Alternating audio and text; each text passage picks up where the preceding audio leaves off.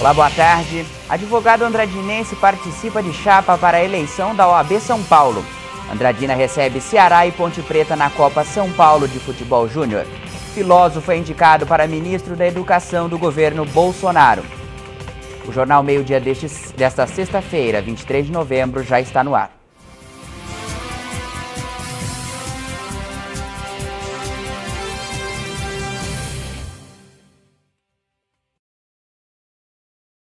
O presidente eleito Jair Bolsonaro anunciou nesta quinta-feira pelo Twitter a indicação do colombiano Ricardo Vélez Rodrigues para o cargo de ministro da Educação. Autor de mais de 30 obras, atualmente é professor emérito da Escola de Comando e Estado-Maior do Exército. Em blog, o futuro ministro registra suas ideias sobre o Ministério da Educação.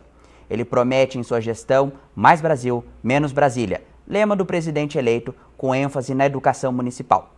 Aposto para o MEC numa política que retome as sadias propostas dos educadores da geração de Anísio Teixeira, que enxergavam o sistema de ensino básico e fundamental como um dos serviços a ser oferecido pelos municípios, que iriam, aos poucos, formulando as leis que tornariam exéquias as fundações docentes, disse. No texto, informa que um dos que apoiaram sua indicação foi o professor e amigo Olavo de Carvalho. Segundo seu currículo, divulgado por universidades que lecionou, Ricardo Vélez Rodrigues nasceu em Bogotá, tem 75 anos e graduou-se em Filosofia e Teologia. Veio para o Brasil fazer pós-graduação nos anos de 1970, sempre na área de filosofia, obtendo títulos de mestre e depois doutor por universidades como a do Rio de Janeiro. Ricardo é autor de diversos livros, tendo dedicado sua carreira à docência universitária e à pesquisa. Chegou a ser pró-reitor e pós-graduação de pesquisa na Universidade de Medellín entre 1975 e 1978, quando retornou brevemente à Colômbia. Desde 79, fixou residência no Brasil e deu aulas em universidades do Rio de Janeiro, Londrina e também em Juiz de Fora. Tendo participado de cursos de graduação e pós-graduação em pensamento político brasileiro, Ricardo será a aposta de Bolsonaro no Ministério da Educação. Na Sala do Povo de hoje, um agradecimento dos moradores do bairro Jardim Europa pela retomada da construção da UBS do bairro. Confira na cobertura de Marcelo Carvalho. Boa tarde a todos. A Sala do Povo de hoje está no Jardim Europa novamente. E nós vamos falar de um assunto que, graças a Deus, está sendo resolvido. Dá uma olhadinha no assunto que nós vamos falar hoje. Nós estamos aqui na construção da Unidade Básica de Saúde, na Avenida Jean Bernardi, no bairro Jardim Europa. Fica ao lado da CEI Expedicionário Eufosino de Almeida. Aqui, por muito tempo, os moradores dos arredores reclamavam da construção abandonada que era utilizada por usuários de droga e até inclusive para a prática do sexo, para a prostituição. Agora, a construção está a todo vapor e os moradores agradecem. O prazo de entrega é de no máximo 90 dias e os moradores estão ansiosos para a entrega do prédio e para o começo das atividades desta unidade básica de saúde, que vem beneficiar e muito os moradores do bairro Jardim Europa. Fica aqui então os agradecimentos dos moradores do bairro Jardim Europa à administração municipal, em nome da prefeita Tamiko Inoue, pela construção, quase na fase de acabamento, da unidade básica de saúde aqui do bairro. Se você tem críticas, sugestões, reclamações ou até mesmo elogios, escreva para a Sala do Povo. Mande e-mail para jornalismo.src@hotmail.com ou ligue para o 3702-2353. Com imagens de Licínio Primo e reportagem de Marcelo Carvalho, esta é a sua Sala do Povo. O advogado Ednilton Farias reuniu colegas de trabalho para tratar das propostas de sua chapa para presidir a OAB São Paulo. É depois dos comerciais. Até já. A quinta-feira amanheceu com tempo nublado e leve chuva pela manhã. Confira como ficam as temperaturas para Andradina e região.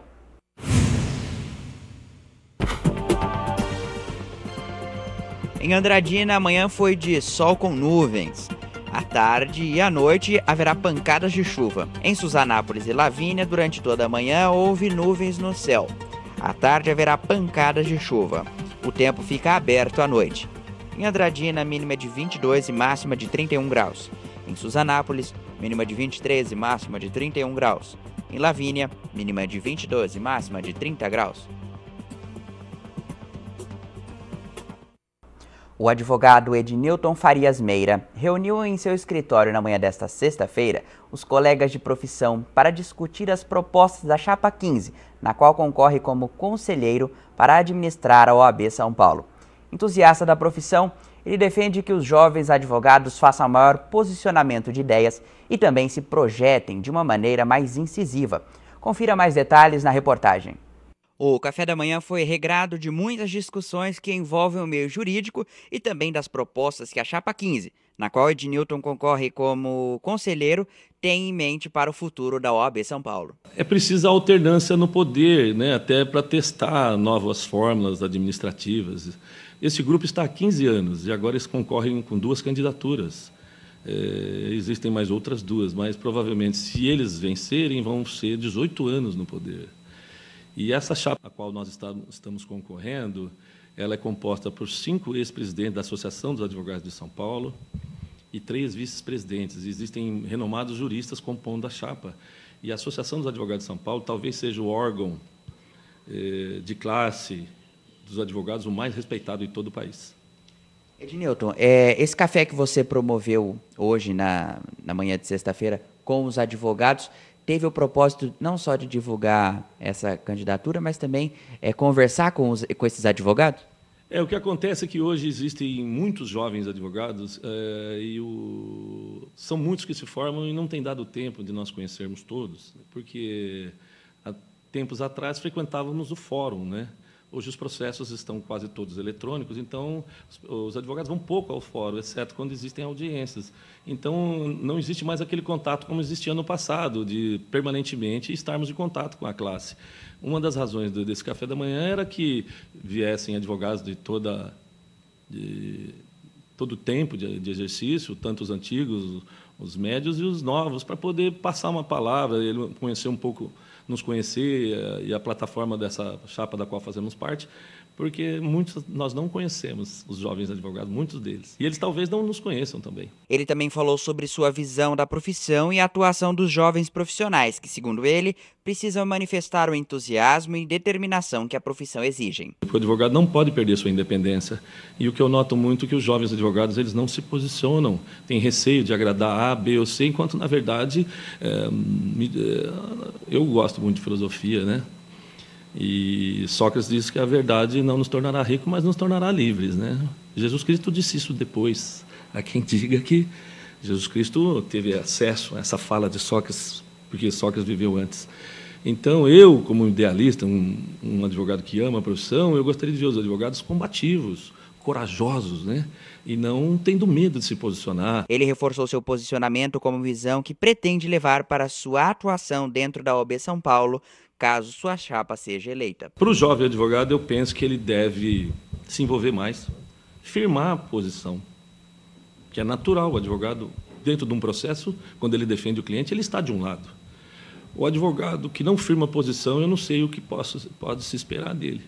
Eu não sei. Eu, como um do povo, se fosse contratar advogados, eu tenho certeza que eu procuraria aqueles que firmam posição e que não se escondem. Parabéns, então, aí ao Ednilton pelo café e muito sucesso para toda a Chapa 15 na eleição da OAB. Andradina confirma 2 grandes times na Copinha de 2019. Você confere depois dos nossos comerciais.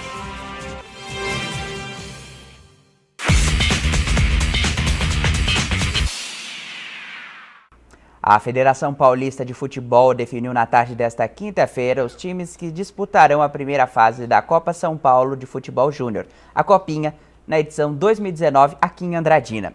Serão times de diversas regiões do país que estarão na terra do Rei do Gado para disputar a Copinha 50, que coloca em evidência nacional o nome de Andradina. Do Nordeste vem o Ceará Esporte Clube, que disputa a primeira divisão do Campeonato Brasileiro. De São Paulo, a tradicional Ponte Preta. E do Centro-Oeste, a Ceilândia, o Esporte Clube do Distrito Federal. O anfitrião Andradina Esporte Clube enfrentará os 3 times no Estádio Municipal Evandro Brembate Calvoso na primeira fase da competição, que ocorre em janeiro. Tamiko Inoue, a prefeita, ressaltou que Andradina passa a um novo patamar na área de negócios e turismo. O município vem se fortalecendo e preparando para um novo momento econômico nos próximos anos, enfatizou. O secretário de Esporte, Lazer e Juventude, Manuel Messias de Almeida, ressaltou que ser sede da Copinha fortalece Andradina como polo da região noroeste, já que a cidade conseguiu uma infraestrutura necessária para poder realizar grandes eventos e competições. A Copinha, como é conhecida, ocorre em janeiro e é a maior competição de futebol masculino sub-20 do Brasil, com a participação de clubes de todo o país. O governo de Andradina oferecerá toda a estrutura para a realização dos jogos, além de hospedagem para as equipes participantes.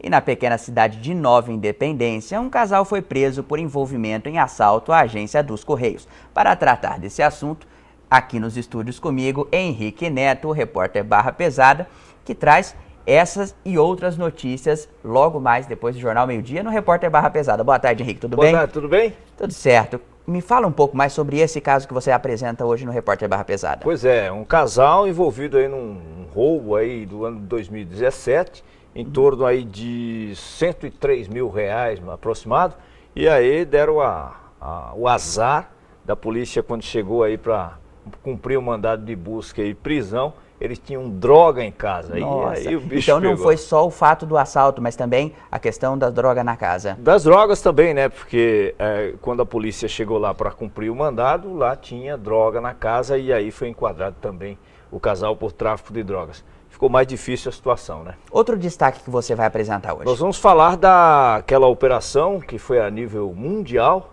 né? Uma operação desencadeada entre Brasil e Argentina, com participação inclusive de forças norte-americanas, onde nós tivemos aí Andradina.